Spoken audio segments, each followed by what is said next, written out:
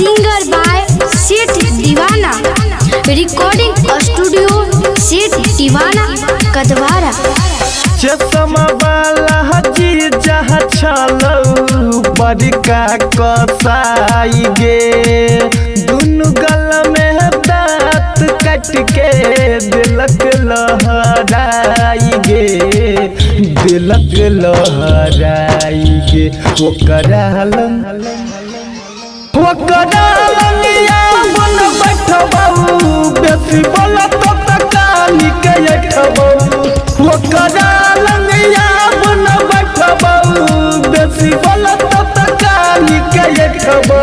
चश्मा वाला जी जहाँ छलौ बड़का कसाई गे, दुनु गल में दांत कट के दिलक लहराई गे, दिलक लहराई गे।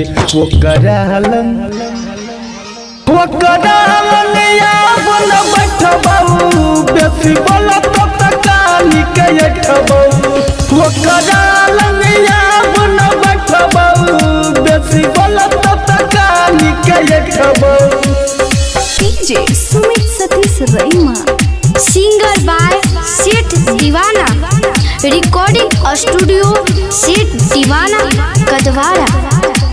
हमारा कहे छो पता सूटी गए, पीछे से कटल या चूटी गए। रखबौ न मेल देबौ ने खेल, रखबौ न मेल देबौ ने खेल। हमारा कहे छो पता सूटी गए, पीछे से कटल या चूटी गए। रखबौ न मेल देबौ ने खेल, रखबौ न मेल देबौ ने खेल। ओकरा देह पर जादो फेंकबौ, बेसी बोलत तो कानी के अठबौ। ओकरा लंगिया बन बैठबौ, बेसी बोलत तो कानी के अठबौ। DJ Sumit Satish Raima, singer by Seth Deewana, recording studio सेठ दीवाना कदवारा। पशुपति के निक नहीं छो चाल, सेठ दीवाना रत कट लेलको गहल। रहबौ दूर कल का मजबूर, रहबौ दूर कल का मजबूर।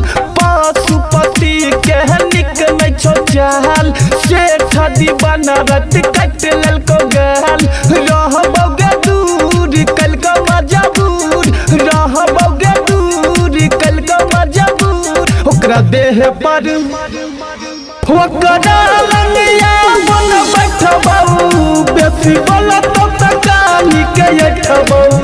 ओकरा लंगिया बन बैठबौ, बेसी बोलत तो कानी के अठबौ। रिकॉर्डिंग स्टूडियो सेठ दीवाना।